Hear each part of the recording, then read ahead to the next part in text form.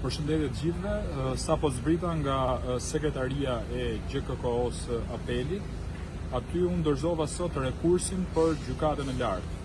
Bëhet fjalë për një çështje që unë kam dërguar në SPAK në muajin maj të këtij viti, përsa i përket faljes gjobave që ka bërë qeveria 2 ditë para zgjedhjeve parlamentare të 11 majit 2025. Unë gjykoj që pikërisht ky proces ka qenë i palishëm dhe pa diskutim që Këshilli i Ministrave ka shkelur ligjin, sepse nuk mund të falësh çdo gjoba 4 muaj para zgjedhjeve dhe deri 4 muaj në arritjen e formimit të qeverisë së re.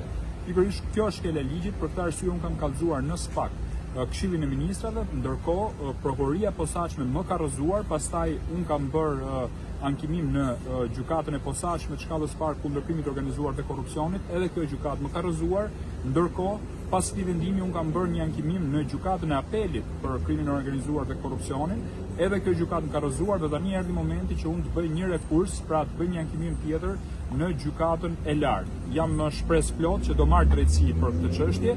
Dua t'ju sjell vëmendje të dashur miq që kjo çështje është prekur edhe nga raporti OSBE Odirit, ku është shtuar një paragraf në raport me se si zgjedhësit ndryshuan mendim për të votuar qeverinë në këtë rast për shkak se u falën gjobat 2 ditë para zgjedhjeve. Qeveria nuk mund ta bënte këtë veprim sepse shkel ligjin. Ligji shqiptar përcakton qartë që 4 muaj para zgjedhjeve dhe 4 muaj pas zgjedhjeve nuk mund bëhen politika të tilla fiskale. Për këtë arsye, unë sot kam bërë këtë rekurs që i shkon drejt për drejt gjykatës lartë.